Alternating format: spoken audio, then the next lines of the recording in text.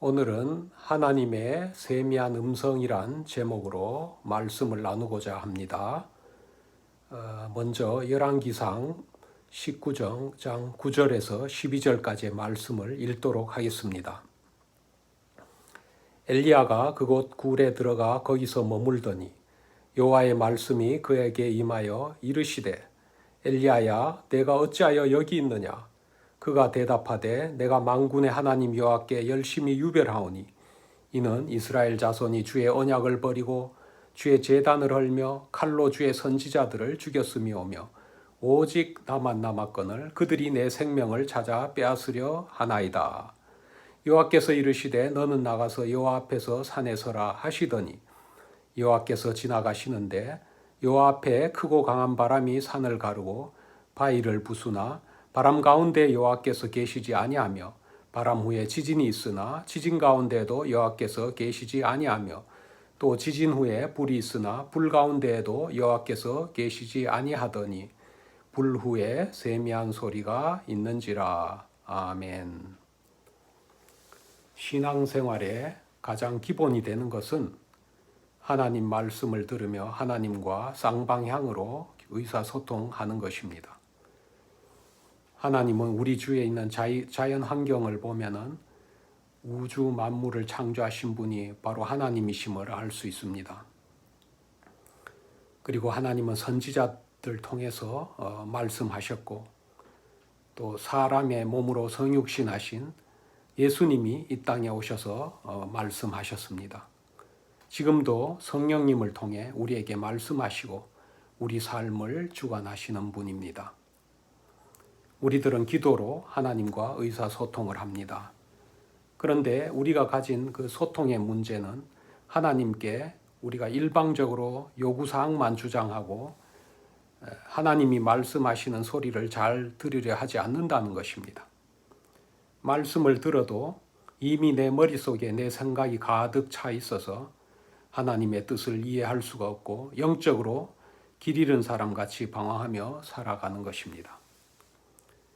하나님과의 대화는 일방적으로 하나님께 호소하는 것이 아닙니다.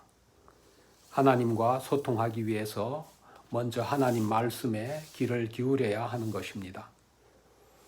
하나님은 우리에게 성경 말씀을 통해 예배와 찬양을 통해 우리가 처한 환경이나 선한 양심을 통해 당신의 뜻을 나타내시는 것입니다. 오늘 말씀은 엘리야 선지자가 세미한 목소리로 말씀하시는 하나님의 음성을 듣는 이야기입니다. 엘리야라는 이름은 여호와는 나의 하나님이시다라는 뜻을 가지고 있습니다. 하나님의 사람 엘리야는 북이스라엘 역사상 가장 혼란하고 암울했던 아합 왕 시대의 인물로서 온 나라가 바알 신 숭배에 빠졌을 때 여호와 하나님만이 참 하나님이시다라는 믿음을 주장하였던 선지자였습니다. 여호와만이 참 신임을 고백하는 이스라엘 공동체를 꿈꾸면서 이스라엘이 하나님 중심의 삶을 살아가기를 소원했던 것입니다. 당시에 이스라엘 백성들은 하나님과 바알을 함께 섬겨도 된다는 사고방식이죠. 그것이 종교적 혼합주의라 하는데 거기에 깊이 빠져 있었고 엘리야는 이를 반대하여 오직 하나님만이 참 신이시므로 머뭇거리지 말고 하나님만을 섬길 것을 택하라라고 부르짖었던 것입니다. 그는 이세벨 여왕의 지원을 받는 바알 선지자들과 갈멜산에서 여호와 하나님이 참 신인지 바알과 아세라가 참 신인지 대결하기로 했습니다. 갈멜산 위에서 450명의 바알 선지자와 여호와 하나님을 섬기는 엘리야가 혼자 맞서게 된 것입니다. 그들은 서로의 신을 위해서 제단을 쌓고 자신의 신에게 부르짖을 때 하늘에서 불이 내려와 그 제단의 제물을 불로 태우는 신이 참 신으로 인정하기로 했습니다. 바알 선지자 450명이 자신들의 신에게 하루 종일 불을 내려달라고 부르짖습니다. 큰 소리로 부르고 칼과 창으로 그들의 몸을 상하게까지 했지만은 제단에 불이 붙지 않았습니다. 이제 저녁이 되어서 엘리야가 하나님께 간구할 때 하늘에서 불이 내려와 엘리야가 쌓은 제단에 번제물과 나무와 흙을 태우고 도랑물까지도 불길이 번졌던 것입니다. 이로써 여호와 하나님이 참신인 것을 이스라엘 백성들이 알게 되었고 엘리야의 명령으로 갈멜산의 바알 선지자들을 모두 죽였습니다. 이후 엘리야가 갈멜산 꼭대기에서 땅에 무릎을 꿇고 얼굴을 무릎 사이에 넣고 간절히 기도하자 3년 동안 가뭄 들었던 땅에 큰 비가 내려서 가뭄이 그치게 되었습니다. 이렇게 해서 엘리야는 갈멜산에서 바알 선지자의 대결에서 승리하게 되죠. 그런데 그 영적 전쟁에서 승리한 이후에 엘리야에게 최대 위기가 찾아옵니다. 왕비 이세벨이 자신이 지지하는 바알 선지자들을 엘리야가 죽였다는 그 이야기를 듣고 엘리야를 죽이기로 결심했기 때문입니다. 그는 광야로 들어가 하룻길을 걸었고 로뎀 나무 아래서 하나님께 자기 생명을 거두어 주십사 기도했습니다. 엘리야는 로뎀 나무에서 잠이 들었고 천사가 그를 깨워서 물과 음식을 먹게 했습니다. 엘리야는 기운을 차리고 나서 다시 40일 동안 도망가서 호렙산에 있는 동굴에서 지내게 됩니다. 하나님은 동굴 속에 지내는 그 엘리야에게 내가 어찌하여 여기 있느냐라고 물으셨습니다. 엘리야는 오직 나만 남았으며 이세벨 무리들이 자신의 생명을 해하려 한다고 하나님께 대답하였습니다. 엘리야는 지금 자신의 생명이 풍전등화의 위기에 처해 있습니다. 그가 처한 위기는 어디서 비롯된 것일까요? 세상의 권세를 가진 이세벨의 말은 크게 잘 들리는데 하나님의 말씀을 제대로 듣지 못하는 데서 비롯된 것입니다. 우리가 세상을 살아갈 때 큰 위기는 이 세상의 이런저런 소리, 무성한 소문은 잘 들리는데 정작 우리의 주인이신 하나님의 말씀이 들리지 않을 때 만나게 되는 것입니다. 엘리야가 절망 가운데 빠지게 된 그 원인은 그가 하나님 말씀에 집중하지 않고 자신을 죽이겠다는 이세벨의 위협에 집중하였기 때문입니다. 내일까지 너를 죽이겠다는 이세벨이 보낸 사신의 위협이 엘리야를 공포와 두려움에 빠지게 했으며 자신의 생명을 구하고자 광야로 도망가게 하였던 것입니다. 이러한 위기 속에서 엘리야는 하나님께 죽기를 간구하여 로뎀 나무 밑에서 여호와여 넉넉하오니 지금 내 생명을 거두소서라고 하나님께 말씀했습니다.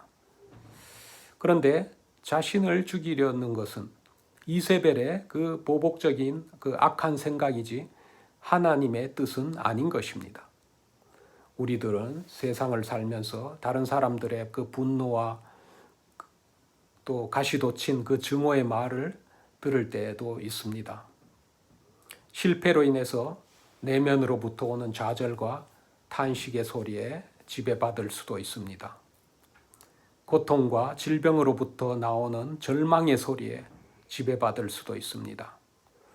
또한 우리들은 세상 사람들로부터 희망의 메시지를 듣기도 합니다. 지금 추진하고 있는 일이 크게 성공할 것이라는 격려의 소리에 희망과 용기를 가질 수도 있습니다. 그런데 그 내용이 어떻든지 정작 신앙인에게 중요한 것은 사람의 소리가 아니라 하나님의 소리인 것입니다. 잠언 19장 21절에 사람의 마음에는 많은 계획이 있어도 오직 여호와의 뜻만이 완전히 서리라고 했습니다. 사람들은 살면서 미래를 대비하며 많은 계획을 세웁니다. 우리는 어릴 때 그 여러 가지 꿈과 비전을 가지게 되지만은 세월이 흐르면서 그의 꿈과 비전이 그대로 성취되는 경우는 많지 않습니다. 또 직장에서 일을 할 때도 여러 가지 사업 계획들을 세웁니다. 그러나 이런 계획이 모두 다 이루어지는 것은 아닙니다. 이런 계획들 중에 대부분은 환경의 변화나 예기치 못한 일이 일어나서 중단되거나 포기하게 되는 것입니다. 우리가 아무리 많은 계획을 세워도 결국 이루어지는 것은 내 뜻이 아니라 하나님의 뜻입니다. 하나님은 언제나 자신의 계획과 뜻을 이 땅에서 실현하시는데 그것이 바로 하나님의 절대 주권입니다. 하나님의 뜻은 어느 누구도 방해하거나 간섭할 수 없습니다. 그러므로 우리는 어떤 일을 계획하기에 앞서서 그 일이 하나님의 뜻에 맞는지를 기도를 통해서 하나님께 물어보아야 되는 것입니다. 기도로 하나님의 뜻을 묻고 그 뜻에 순종하는 사람은 형통의 길을 걷게 되는 것입니다. 그러나 하나님의 뜻을 묻지 않고 자신의 의지대로 일을 추진하거나 하나님 뜻에 순종하지 않는 사람은 우선은 성공하는 것 같이 보여도 모래 위에 지은 집처럼 결국 무너지고 실패를 경험하게 될 것입니다. 사람이 아무리 많은 계획을 세워도 이루어지는 것은 결국 하나님의 계획이기 때문입니다. 엘리야가 이세벨의 소리를 듣고 하나님께 그들이 자신의 생명을 해하려 한다고 말씀드리자 하나님은 당신의 소리를 들려주기 위해서 그를 굴 밖으로 이끌어내서 산에 서도록 하십니다. 하나님은 엘리야에게 여호와 앞에 서라라고 하셨습니다. 엘리야는 지난번에 하나님이 갈멜산에서 불로 임재하셨기 때문에 이번에는 더 크고 강력한 모습으로 나타나시기를 기도했을 것입니다. 그런데 하나님은 전혀 다른 모습으로 나타나셨습니다. 크고 강한 바람이 산을 가르고 바위를 부수는데 하나님이 그 바람 가운데 계시지 않으셨습니다. 지진이 일어나서 땅이 갈라지는데 하나님이 그 지진 가운데도 계시지 않았습니다. 지진 후에 또 불이 났는데 하나님은 불 가운데도 계시지 않았습니다. 그 뒤에 세미한 소리가 있었는데 바로 거기에 하나님이 계셨습니다. 하나님의 세미한 소리에 엘리야는 동굴 밖을 나왔습니다. 강한 바람과 지진과 불, 이 모든 것이 다 지나간 후에 세미한 소리가 들렸습니다.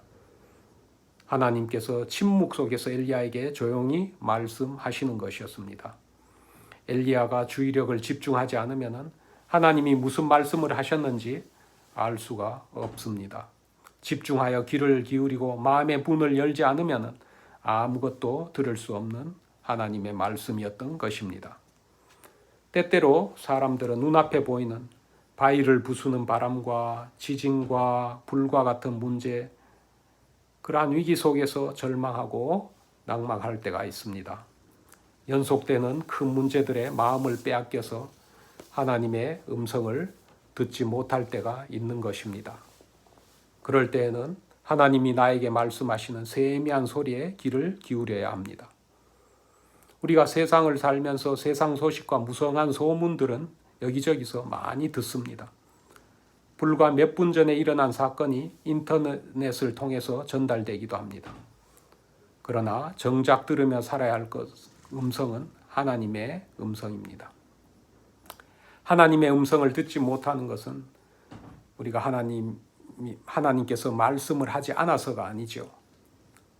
세상을 떠들썩하게 하는 많은 소리를 우리가 접하며 분초를 다투며 바쁘게 살다 보면은 하나님 말씀에 귀를 기울이지 못하고 하나님 음성을 들을 수 없게 되는 것입니다. 엘리야는 이세벨이 자신을 죽이겠다는 그 청천벽력 같은 소리를 이세벨 여왕이 보낸 사신을 통해 들었습니다. 하지만 그 소리 가운데 하나님이 계시지는 않았습니다. 이세벨이 아무리 큰 소리를 쳤어도 그것은 하나님의 소리가 아니었습니다. 하나님은 엘리야에게 세미한 음성 가운데 엘리야에게 말씀하시며 다시 사명을 주셨습니다.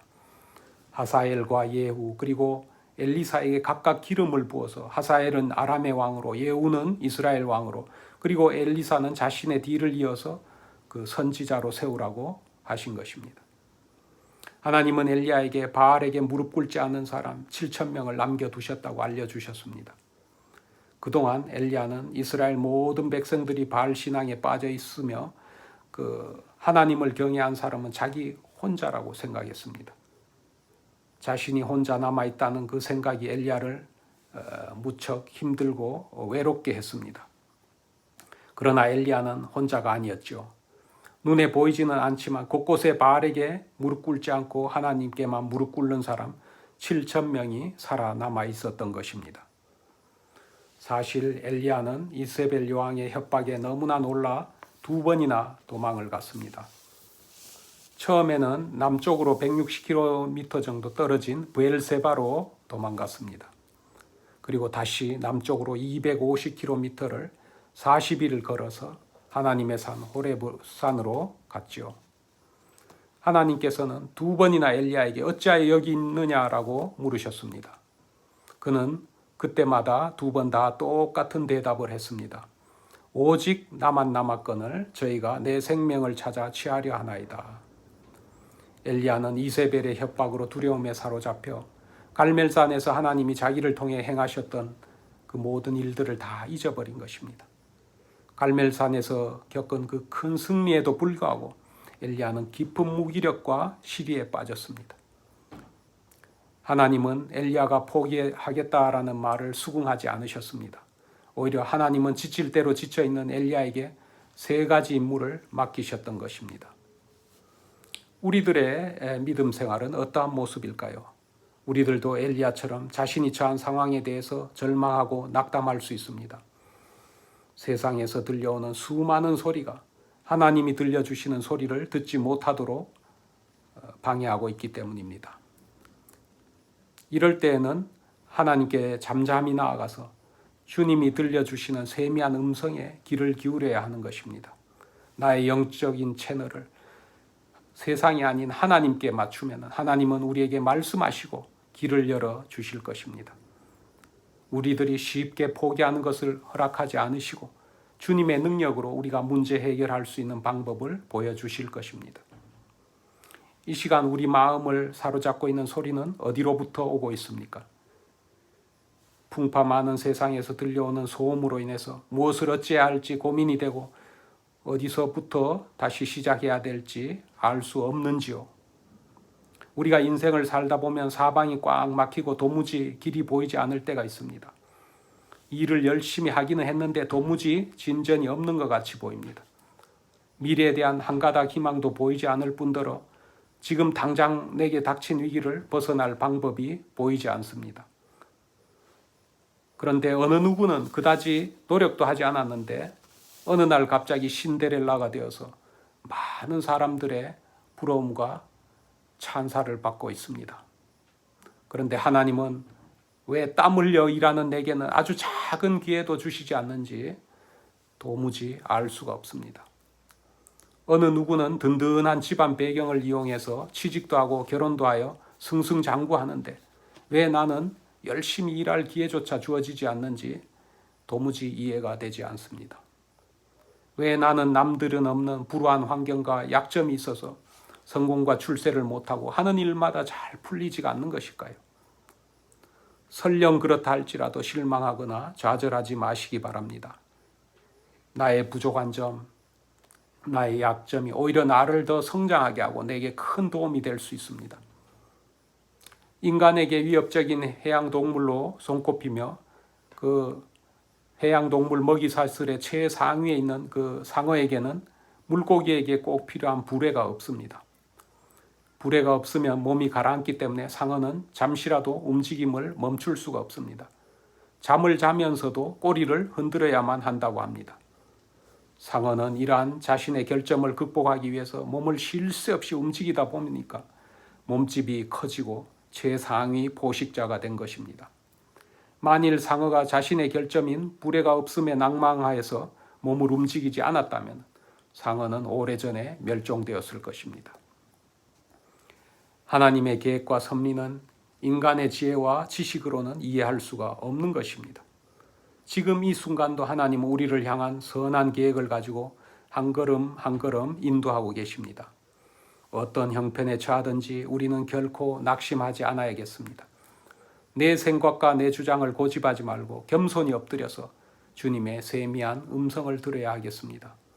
주님의 말씀에 순종할 때 주님은 우리가 상상할 수도 없는 형통의 길을 열어주실 것을 믿습니다.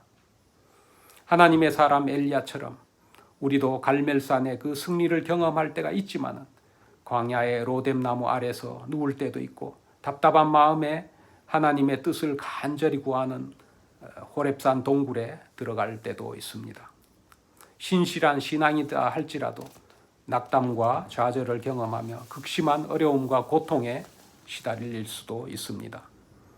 그러나 이러한 위기를 만났을 때 우리가 해야 할 일은 언약의 호렙산을 찾아가는 그 엘리야처럼 내 믿음의 근원과 출발점을 찾아가는 것입니다. 어려울수록 더 간절히 하나님의 약속에 매달리는 것이 우리가 해야 할 일인 것입니다. 우리가 지닌 가장 큰 문제는 우리 앞을 가로막는 장애물이나 우리를 두려움에 떨게 하는 그 세상의 권세가 아닙니다. 우리가 얼마나 주님과 동행하는 삶을 살고 있는가가 중요합니다. 우리 발걸음이 하나님의 소리를 들을 수 있는 호렙산을 향해 나아가고 있느냐가 중요한 것이죠. 비록 각박한 세상에 실망하고 지극히 이기적인 사람들로 인해서 낙심할지라도 주님을 향한 믿음과 소망의 끈을 놓지 않아야 하겠습니다. 이세벨의 소리에 엘리야가 놀라고 연약한 모습을 보이고 또 생명의 위협을 피해서 광야로 도망갔지만 그를 보호할 수 있는 유력한 사람에게 가지 않고 여호와 하나님을 찾아 도피하였습니다. 하나님께 찾아가서 호소함으로 해답을 얻은 거죠. 우리들이 지닌 문제들도 같은 방법으로 해결받아야 하겠습니다. 세미한 소리로 부르시는 하나님의 부르심에 응답하여 지금 내가 갖고 있는 그 많은 고민과 근심 또 의심과 혼란이라는 그러한 그 동굴에서 나와서 전능하신 하나님 앞에 그 무릎을 꿇어야 하는 것입니다.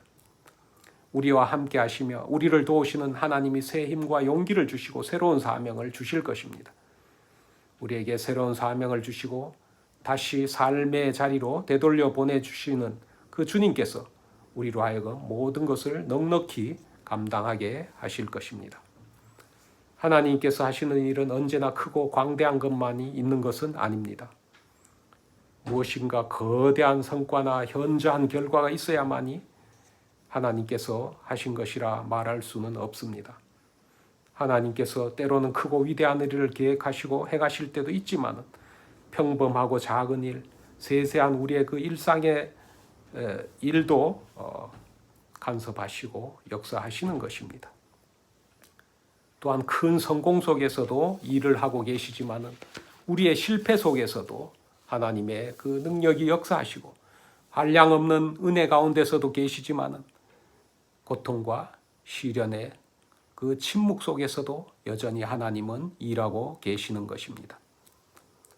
시끄럽고 요란한 세상의 소리 가운데에서도 하나님만을 바라보며 우리를 향하여 부르시는 하나님의 세미한 소리에 귀를 기울이는 믿음의 용사들이 되기를 기원합니다.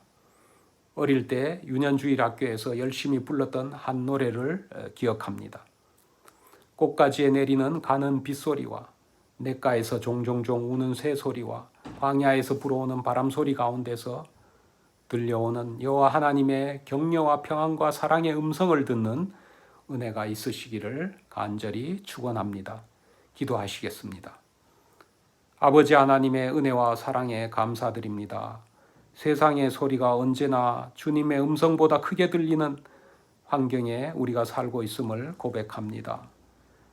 우리의 영혼을 흔드는 화려한 소리에 유혹되지 않으며 오직 주님이 들려주시는 세미한 음성에 집중할 수 있게 도와주시옵소서. 주님이 말씀하신 것을 잘 듣고 우리의 손과 발이 말씀에 복종함으로 주님께 영광 돌리는 삶을 살게 하옵소서. 우리 주 예수님 이름으로 기도드리옵나이다. 아멘.